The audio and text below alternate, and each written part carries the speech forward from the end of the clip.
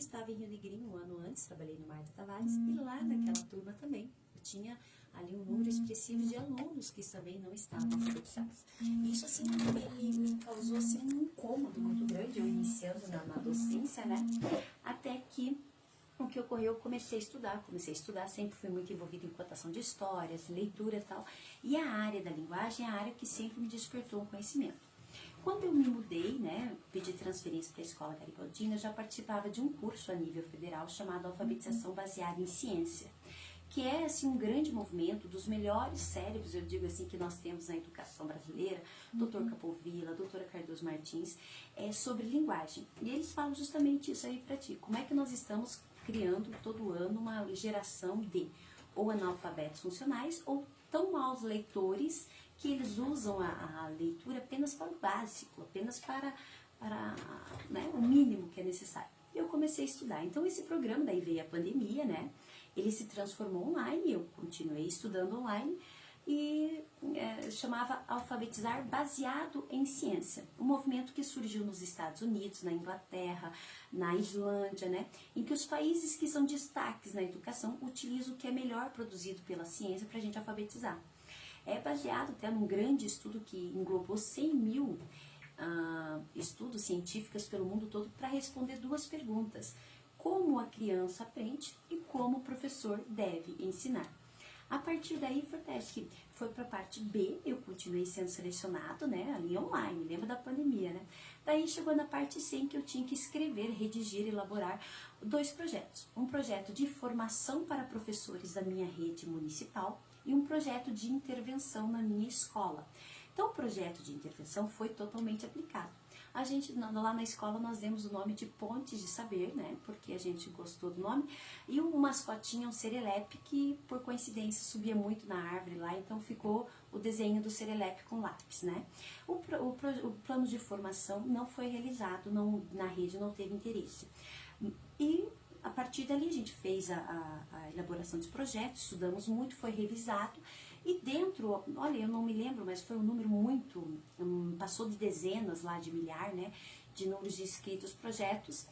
8 mil projetos, eu lembrei agora, chegaram na fase final, eu fui selecionada. Cada estado tinha direito a, no mínimo, 2 professoras, né, pelo seu IDEB.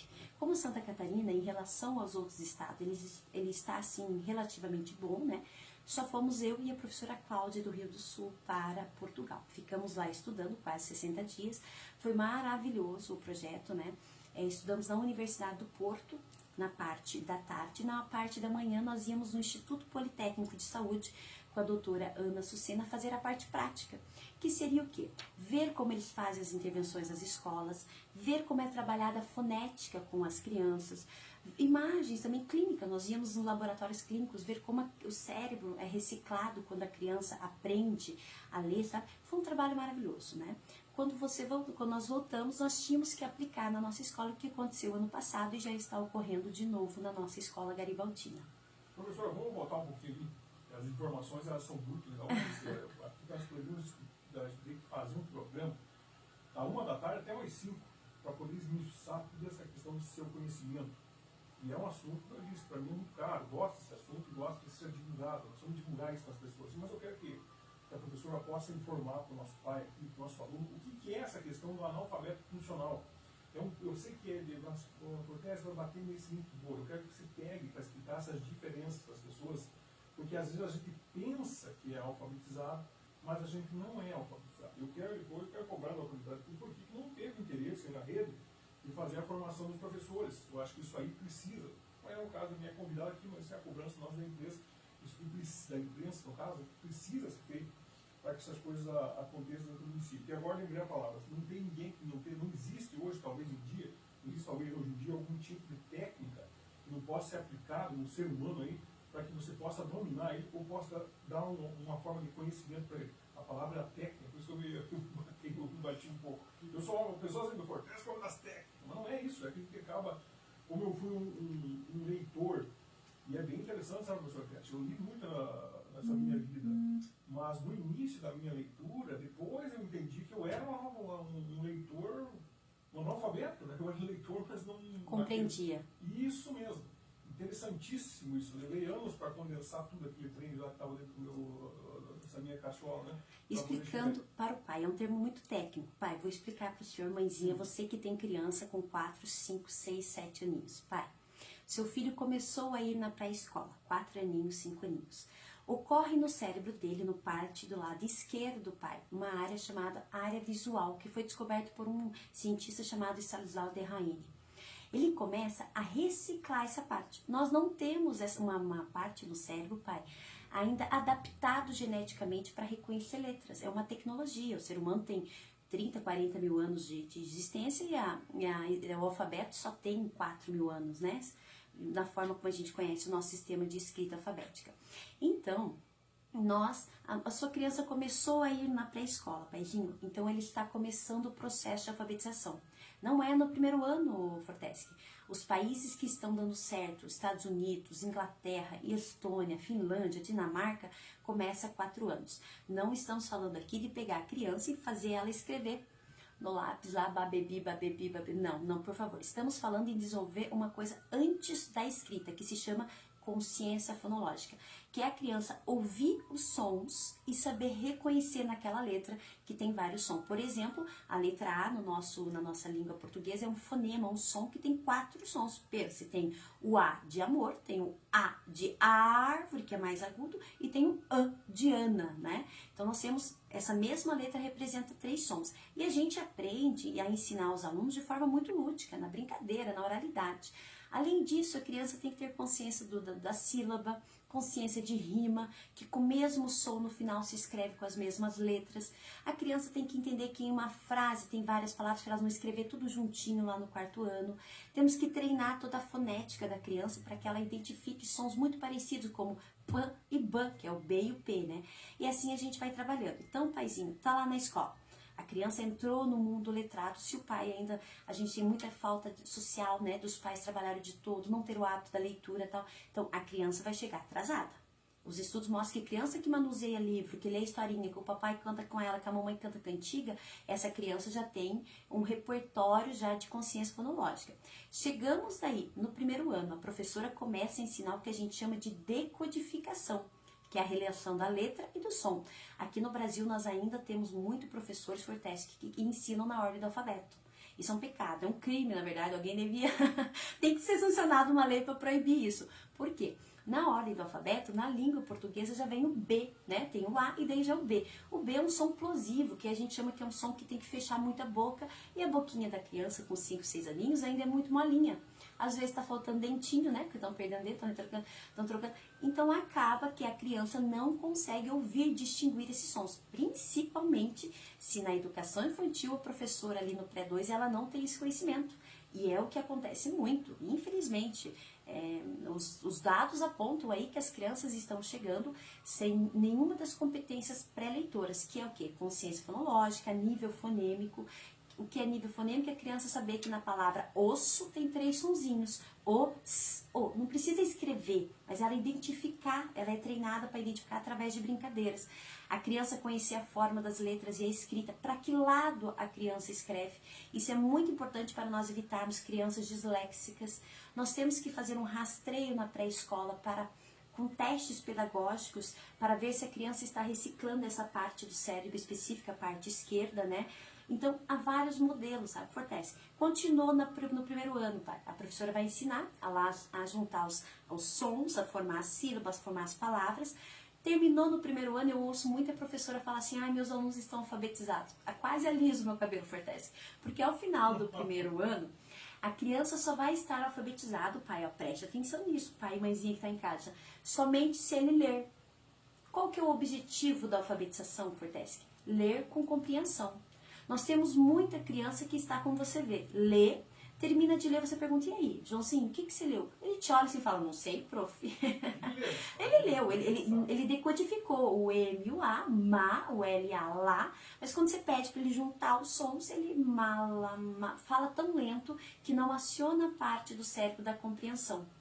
Mala a palavra. Não consegue fazer isso. Ele só decodifica o L e o A, ma, o L e o A, lá. A gente tem essa dificuldade. E no Brasil hoje, quase 90% das crianças, não é dado meu, é dado da USP, foi publicado faz 2 semanas, que as nossas crianças, 91 ponto alguma coisinha lá, não me lembro bem certinho, estão na fase da decodificação ao final do segundo ano.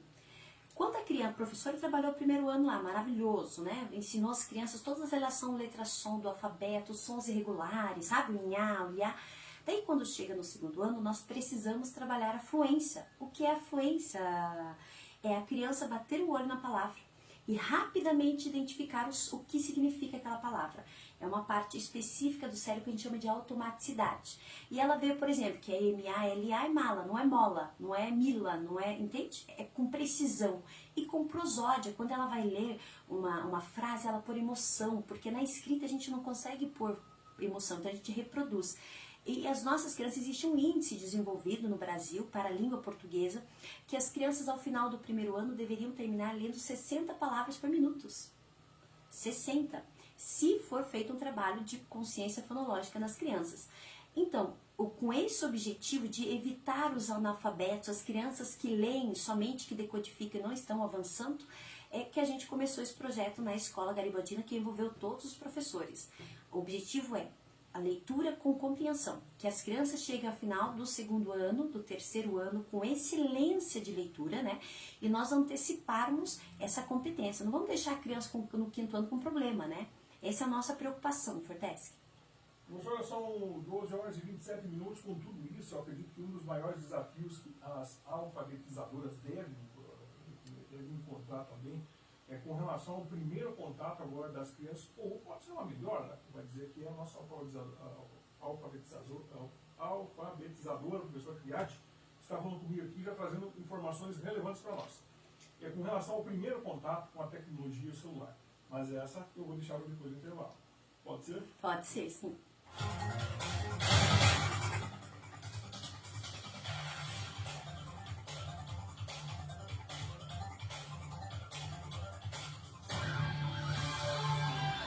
Notícias de São Bento do Sul, Santa Catarina, Brasil e o mundo. Liberdade Notícias.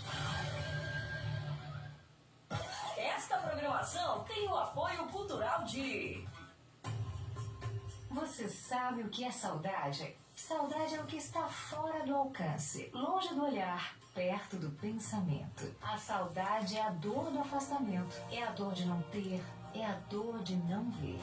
Saudade é uma estrada longa que o coração percorre todos os dias. Climatório Catarinense, mais um empreendimento Plano Layer. Fone 3626-2568.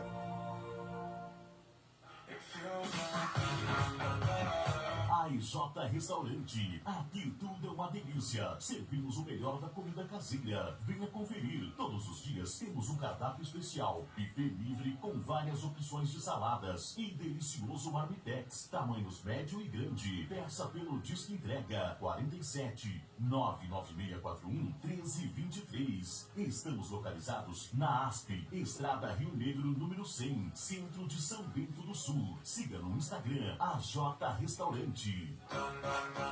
Você está ouvindo Liberdade Notícias. A notícia com transparência na 87,9.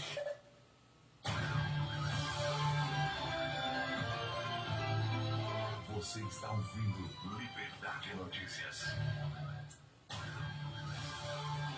A notícia com credibilidade. Liberdade Notícias.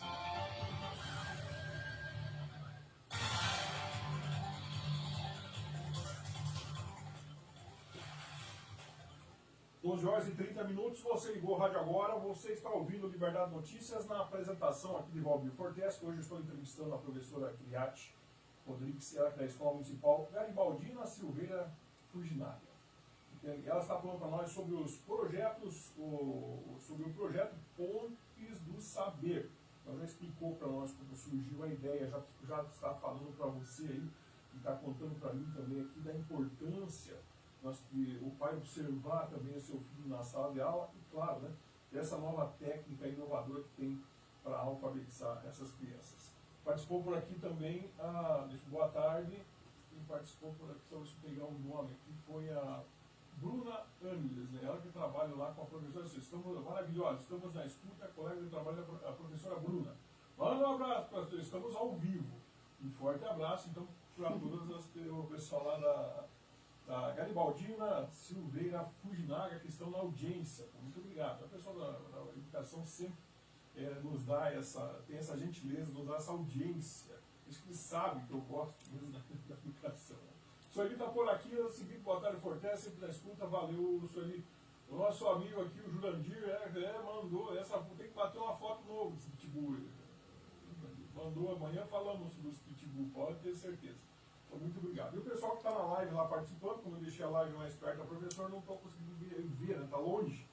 E daí com o óculos de longe aqui, mas está muito pequenininho, senão o óculos é mais a plateia. Vamos lá então, professor. É importante, a senhora já falou da importância e explicou dessa questão das capacidades cognitivas dos nossos alunos, da questão ali do cérebro, de fazer essa ligação, tudo isso. E aí, como é que está essa questão, esse desafio dos professores dentro da sala de aula com relação ao primeiro contato das crianças com os celulares, com a tecnologia? Eu não sei se já existe algum estudo nesse sentido, está impactando de que forma nossas crianças. Porque às vezes as pessoas, os pais, na grande maioria, que já vem de um sistema de educação que não cuidava muito disso, né? E que agora desgringolou de vez. Abre aspas, opinião minha, né? Mas enfim, e agora as crianças estão cada vez mais cedo tendo acesso ao celular. A pessoa eu já vi gente que bota lá no bebezinho, né? Fica olhando lá na Peppa Pig, como é que é Peppa Pig? Eles têm aqueles desenhinhos que eles gostam e ficam ali o dia todo, às vezes, olhando para aquele celular. O que impacta isso na vida das crianças, professora? A primeira coisa bem interessante que o DSMI, vou repetir, a primeira coisa importante a se destacar, que o DSM, né, que é o Manual de Transtornos de Doenças Mentais, pela primeira vez está registrando que, né, a gente já tem uma versão, tem estudos nisso, que está se registrando o vício em telas, perfeito? O que nós observamos na sala de aula e já está documentado, né? Vai ter um grande seminário sobre esse assunto, mas o que os estudos prévios dizem que as crianças estão se viciando, certo? Da mesma forma como se vicia em droga, se vicia em bebida, se vicia em jogo, o celular também é um vício.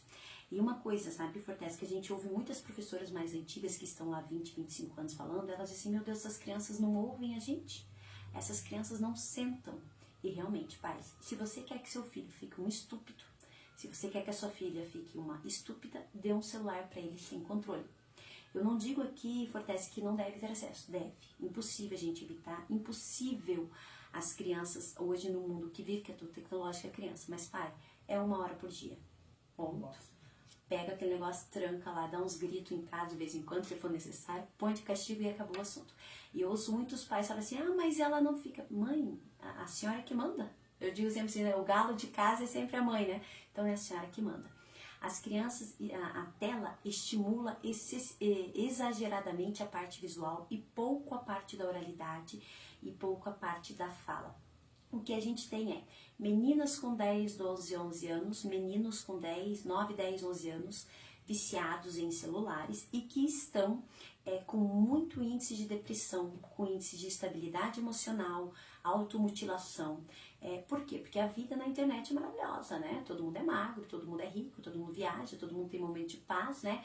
E as crianças, Fortes, que não estão vivendo a vida real. Que a vida real é andar no parquinho, brincar no quintal de casa, mexer no barro, andar de bicicleta, pular corda, né? E essas habilidades corporais, motoras, são essenciais para a alfabetização.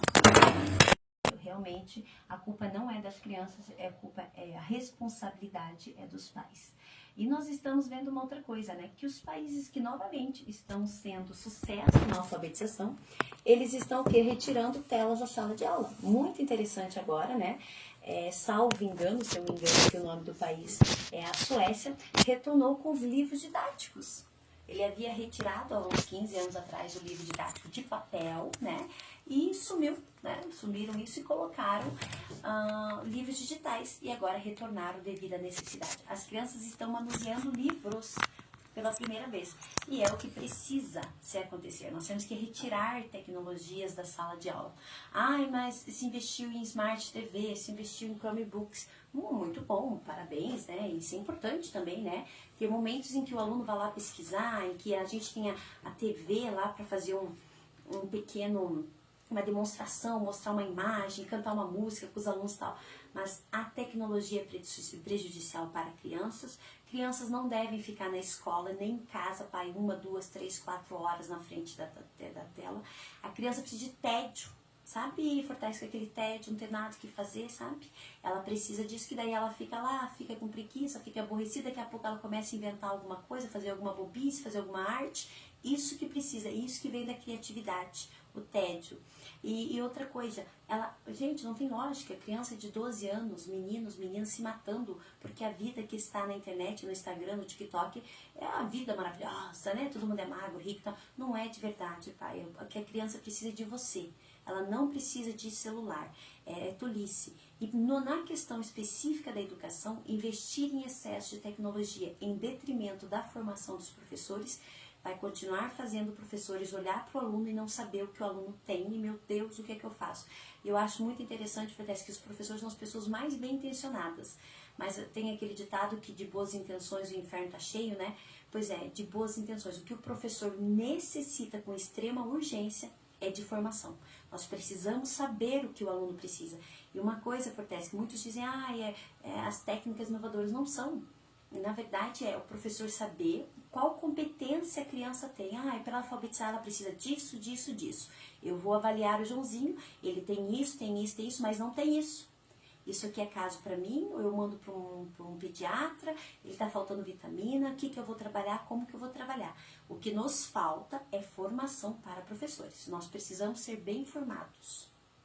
Professora, foi bem interessante colocar essa questão. De repente, não seria o caso de fazer, como tem esses diagnósticos, como eu gosto de falar, essas técnicas, né, de se ter a parte da a pessoa ter acesso à tecnologia de acordo conforme ele vai evoluindo dentro da escola. Talvez precisa ser pensado mais ou menos nesse sentido. Em vez de dar essa enxurrada e chegar de arrancada com tudo isso, você vai aos poucos, né, vai introduzindo isso de acordo com vamos dizer assim, um cronograma de ensino, a partir do 2º ano, 3º ano, vai ter mais acesso à tecnologia para que a pessoa tenha esse tempo de repente. Pois olha, né, um exemplo, na Dinamarca, por exemplo, as crianças da educação infantil, né, que é o PEI deles, né, elas não têm nenhum acesso à tecnologia. Na educação infantil, nada. Eles brincam na terra, eles se sujam, eles estão no barro, eles estão trepando em árvore, estão lá. Do 1º ano em diante, eles só têm acesso a um aplicativo de fonologia, perfeito? Mas é coisa, eu acho que, se não me engano, é 15 minutos semanais. A partir do 3º ano, eles aprendem com o professor a trabalhar a parte de pesquisa. Vamos pesquisar sobre um assunto, tal. Controladíssimo na escola, porque você há de convir que em casa eles têm acesso total. Então, se querem fazer alguma coisa na internet, vão fazer em casa. A partir do 7º ano, quando eles começam o que eles chamam de STEAM, que é um momento em que eles escolhem o que eles querem seguir mais o estudo deles. Eu gosto mais de biologia, da área de ciências biológicas, vou estudar mais isso. Eu gosto de engenharia, de parte matemática, vai estudar mais isso. Então, a partir disso, né, eles têm acesso às tecnologias daí eles têm laboratórios, não é um negócio louco, sabe? Muito lindo, né? É muito diferenciado. E outra, o professor, para trabalhar nessa fase, novamente, é extremamente formado. Uma coisa que eu fico muito triste, Bertesse, que eu vi uma fala isso há 15 anos, dizendo assim, que professores do pré-2, do 1º e 2º ano, deveriam ser doutores, os melhores trabalhando nessa fase, certo? E hoje a gente tem o contrário, a gente tem doutores trabalhando lá na universidade, quando o aluno muitas vezes tem capacidade de procurar o conhecimento sozinho, né? E quando ele realmente necessita desse apoio, a gente não tem professor para isso. A gente está com o professor sozinho, em salas superlotadas, acontecer esse movimento, nós estamos com salas superlotadas. Nós precisamos diminuir com urgência o número de alunos por sala, sabe? Para que se trabalhe de forma muito competente. Uma coisa que eu vi em Portugal, salas de aula, 20 alunos, os professores reclamando, sabe? Nossa, mas metendo a boca. E eu, né, com 25, 26, olhando aquilo, a professora aqui de São Paulo, 31 por turma, né? A gente quietinho, né? Não vamos nem abrir a boca para não ficar pior do que já tá, né? 12 horas e 41 minutos, professor, vamos fazer o último intervalo, porque quando a conversa com mulher boa, né, passa rápido, cai a live, e quando cai a live, cai mesmo. Cai até na mesa. Então vamos fazer o intervalo e vamos continuar aqui, porque é importante. Olha, essa questão da valorização do profissional é importante você tocar nesse tema, eu quero falar e encerrar já nesse bloco.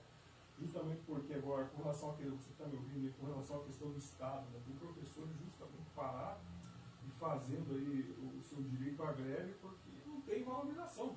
Então, se você tem um profissional mal valorizado lá dentro, que é o que acontece na área do Estado, o que acontece? É claro que aquele profissional não vai trabalhar, ele trabalha bem, né, e acaba que, não porque ele não quer, mas porque não tem nem às vezes condições de prestar aquele serviço, e aí o pessoal reclama que o ensino no Brasil não adianta, que não dá e que não dá certo. Não dá certo por quê? Porque se economiza justamente, às vezes, no local errado. 12h42, vamos fazer um pequeno intervalo e já volto, porque eu quero falar, tem mais pontos de pausa aqui, tem mais questões que eu quero conversar com a professora Filiati.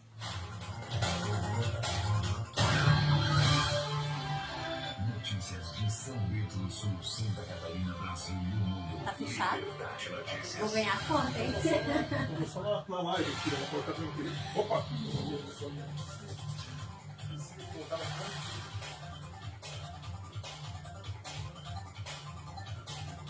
Segunda-feira.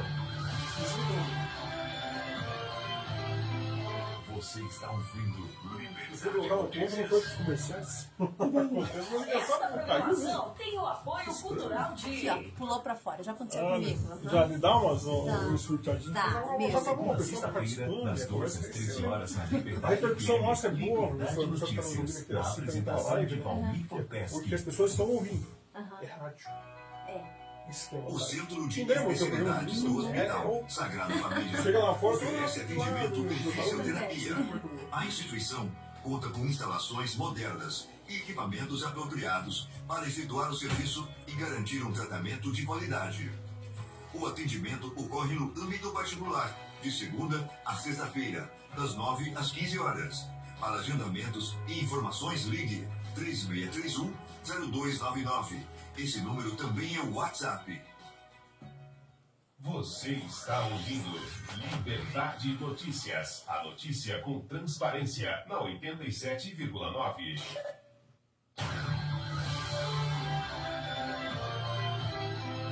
Você está ouvindo Liberdade Notícias.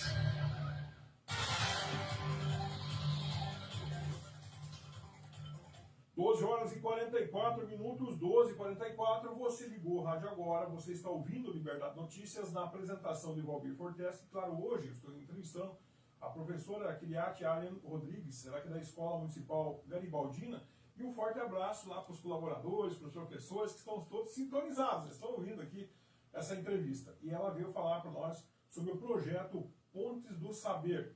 Já falou como surgiu a ideia, já contou para nós os desafios encontrados, né? E de que forma que o projeto melhora a aprendizagem dos alunos dentro da sala de aula. Claro que já deu uma pincelada, falou para nós aqui com relação à repercussão nacional, a repercussão internacional que teve lá em Portugal, levando o projeto, mostrando aí esse projeto que foi desenvolvido por ela aqui e cresceu, né? Foi para fora do nosso país. Muito importante. Agora, o que nós podemos entrar assim e trazer de mais com relação a essa questão dessa técnica, professor, trazer assim para os pais. Falamos também sobre a importância de cuidar, né, ter esse cuidado com o uso da tecnologia na primeira infância, e que é difícil, é um trabalho de conscientização, porque é muito mais fácil fazer a criança parar de chorar, põe lá um celular na frente dele, acabou, não chora mais. Né? É incrível, parece que já nasce com o dedinho puxando para baixo. Na nossa época não era assim, né? O computador a gente só conhecia no gibi.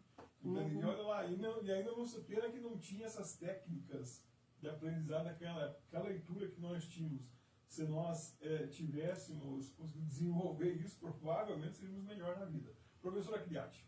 Uma coisa importante para falar. Uma coisa importante para falar, Forteschi, é que o projeto foi escrito por mim. Porém, ele teve toda a adesão da Escola Garibaldina, da equipe. Nossa, eu não gosto de dizer assim, que fica parecendo que eu estou puxando sardinha do nosso lado. Mas a Escola Garibaldina é uma das melhores escolas que existem, sabe? Né? Que é uma escola maravilhosa. A diretora, Prof. Maísa, ano passado nós estávamos com a coordenadora, Prof. Elaine, que até por sinal deu a ideia do Serelepe pro nosso mascote. Elas aderiram à ideia. Eu estava lá em Portugal, eu ligava desesperada, pedindo um dado, uma coisa, uma outra. A Maísa me atendia, a Elaine me atendia.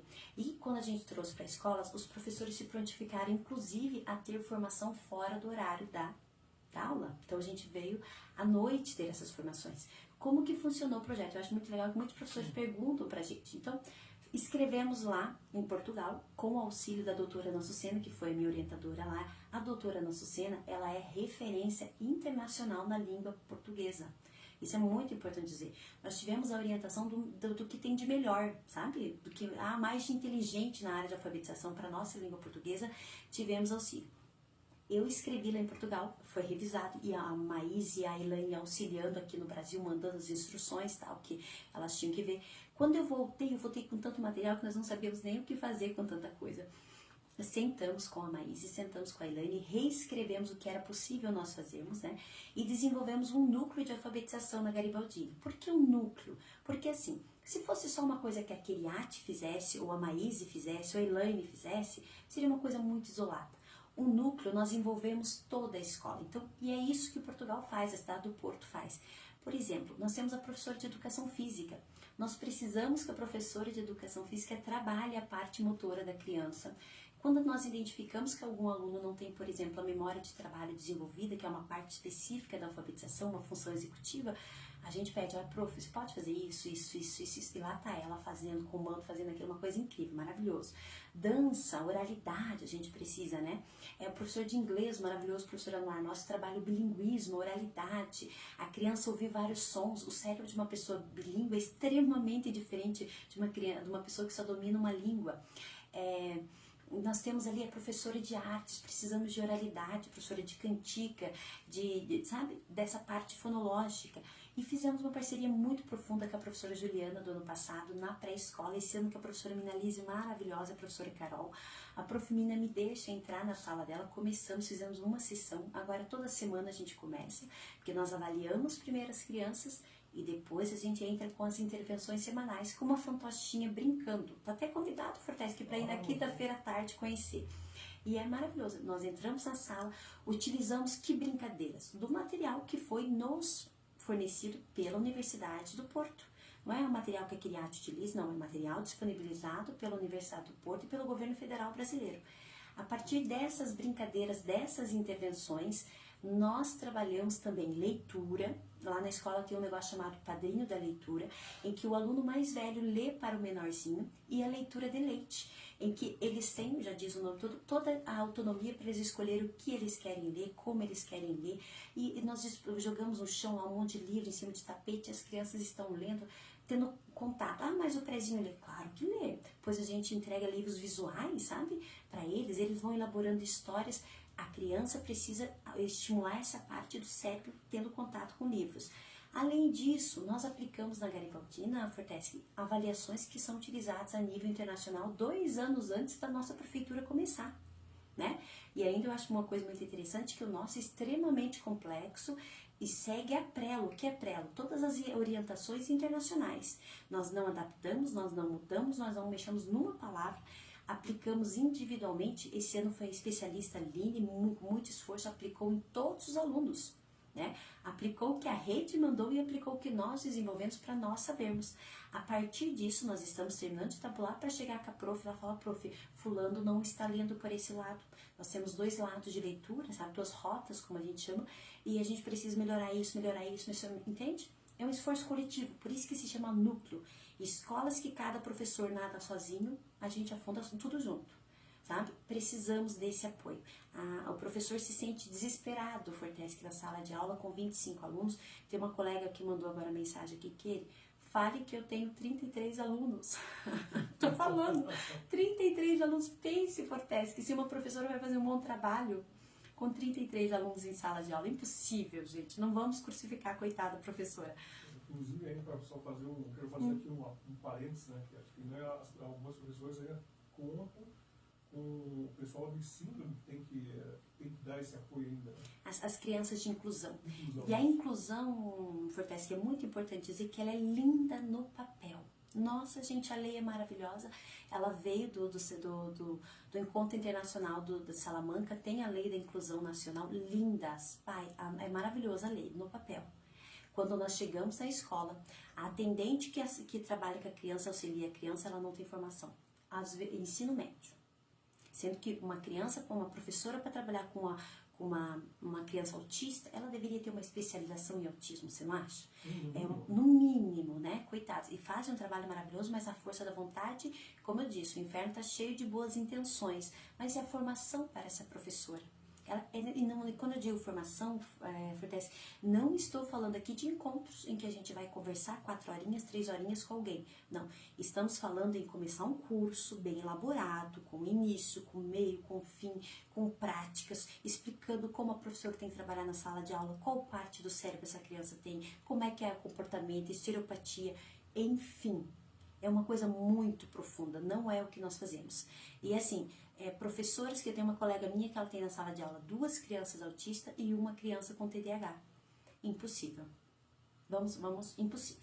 Não vai fazer um bom trabalho. Ela é uma professora maravilhosa. Eu conheço, eu atesto o trabalho dela, mas ela está sozinha com 2 autistas e um TDAH que não para um minuto por causa da dificuldade dele, do transtorno, né, que se chama transtorno de desenvolvimento, né, e é impossível, me desculpe, é impossível. O que essa professora faz é o mínimo do mínimo e assim tenta que não ocorra nenhum acidente com essas 3 crianças que exigem muita necessidade. E o que acontece, as outras crianças podem perder, eu não sei se é o caso, mas podem perder produtividade por conta dessas questões. Eu acho que você precisava trazer, foi bom você ter entrado nesse gancho, que acho que quando você entrou nesse assunto, eu quero abrir mais um parênteses para fazer um comentário com relação a isso, porque está na hora dos pais começarem a olhar isso, os pais começaram a discutir isso lá nas APPs, começaram a perguntar para as professoras, começarem a ir na sala de aula visitar isso aí. Teve um caso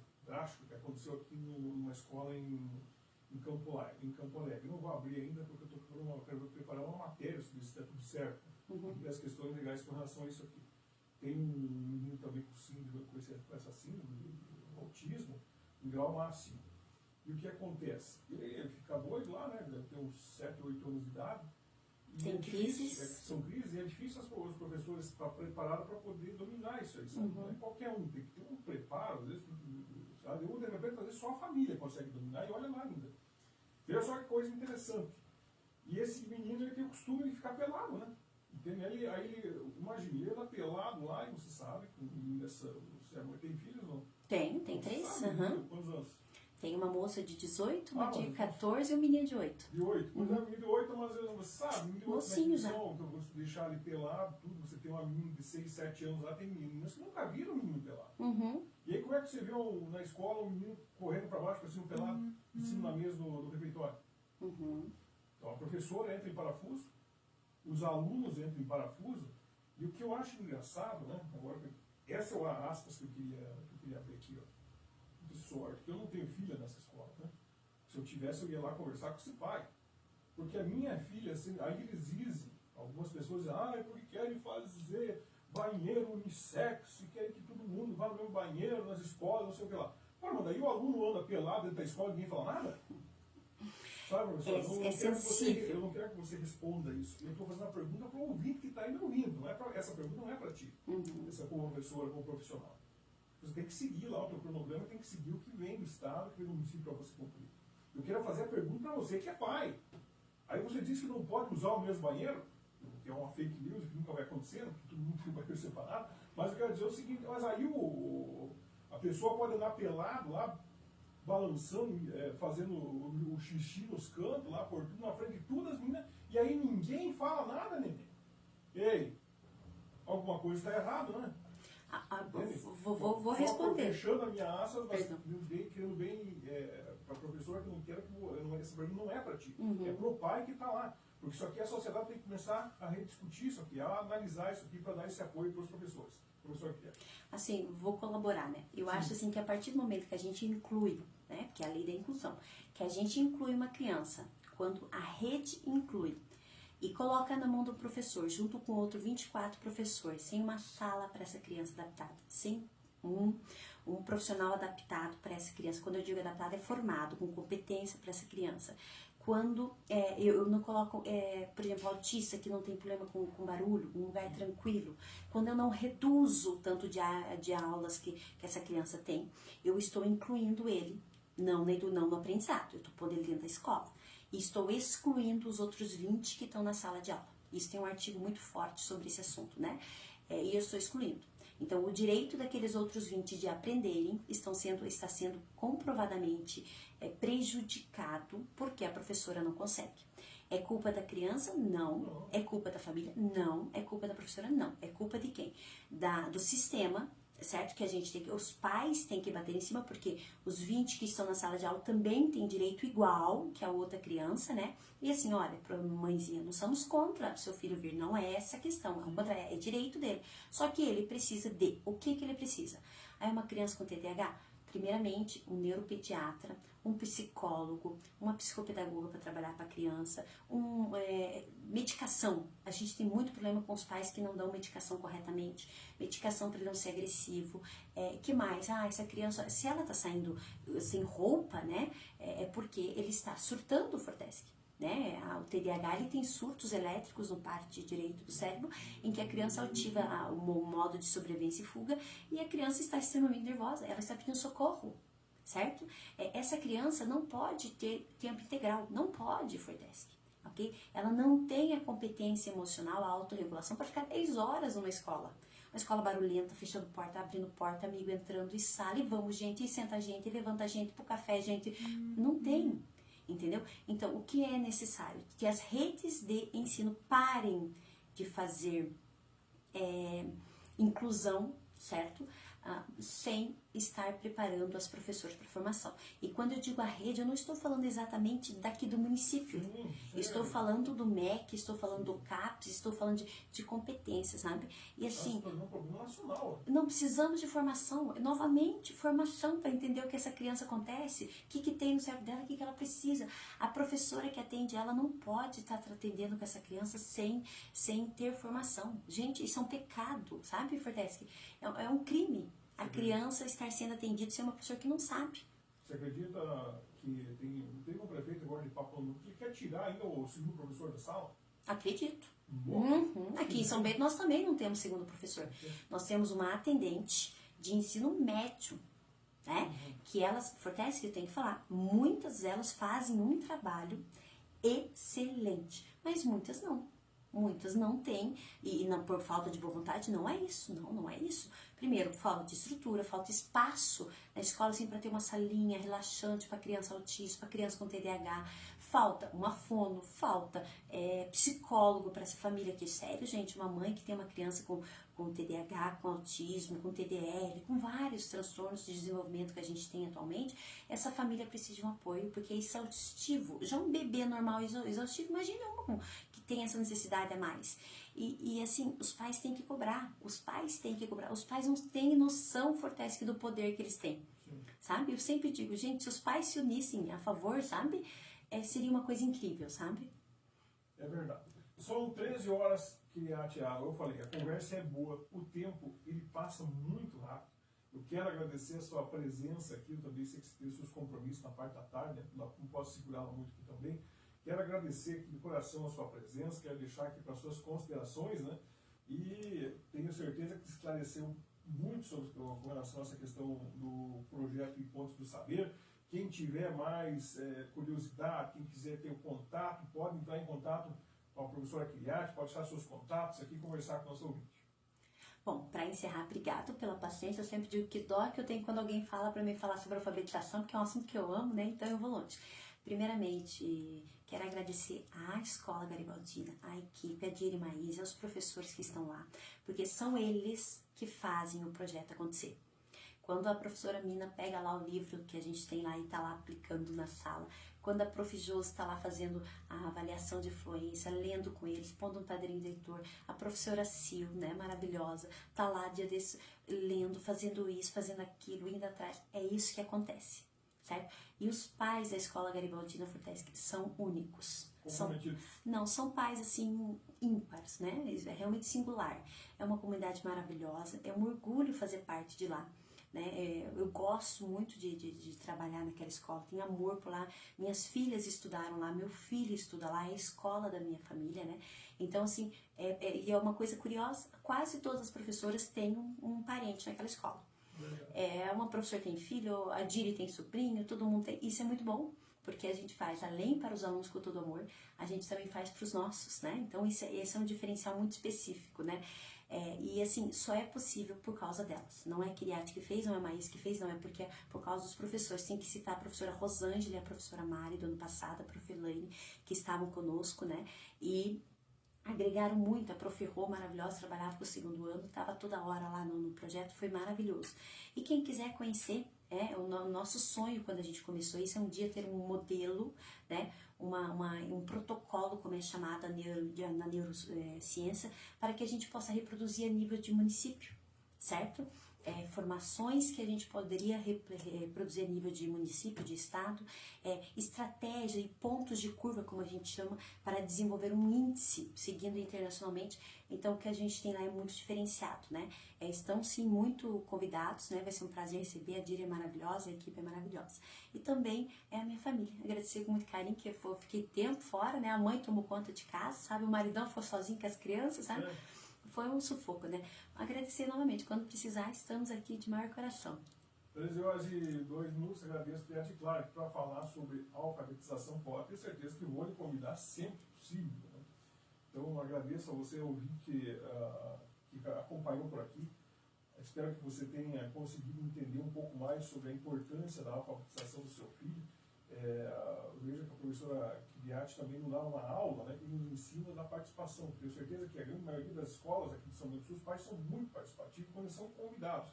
E a gente tem visto através da Câmara de Vereadores, a professora, nossa querida presidente Zuleika, a Carla, né, sempre tem dito que quando eles vão nesses dias da família, os pais participam. Então é a hora ali de fazer o debate também, é a hora ali de conversar e ter essa integração entre pais, alunos e professores. E claro, que chegou num ponto que agora você vai começar a subir um degrau. Mas que degrau é esse? O que se inventou e agora? Inventei. O degrau é esse, o degrau agora é começar a levar isso para o Estado. Ter essa cobrança, veja só que educação de qualidade que nós temos no município de São Bento do Sul, por conta de profissionais como a professora Kiriati e muitos outros que eu conheço aqui na rede, que são de excelência, não se acha em qualquer lugar. Então está na hora de nós começarmos a fazer a participação. Aí o aluno foi para aborrecer para a adolescência, você não abandona, você vai lá para a escola, para o Estado, e nós começarmos a, se não exigir, mas cobrar um pouco do Estado, para que se chegue no mínimo nessa qualidade, né, e no nível que tem a educação no município hoje de São Bento do Sul.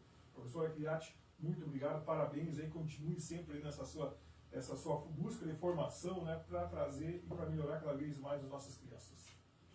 Com essa eu me encerro. Fiquem agora com a Cláudia Lima a partir das 14 horas e eu volto amanhã. Hoje tem a Câmara de Vereadores, a partir das 19 horas estarei lá e amanhã com mais notícias e mais informações. Um forte abraço e até lá.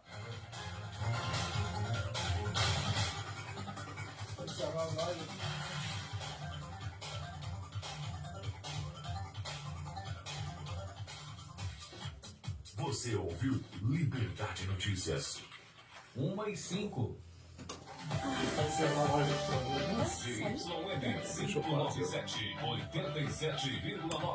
Vamos encerrar essa live aqui, professor? Não ficou contar, vou tirar para cá uma coisa assim. Aqui, ó. Vamos encerrar essa live com a Kiriati. Muito obrigado a vocês que nos acompanharam. Um forte abraço e até a próxima.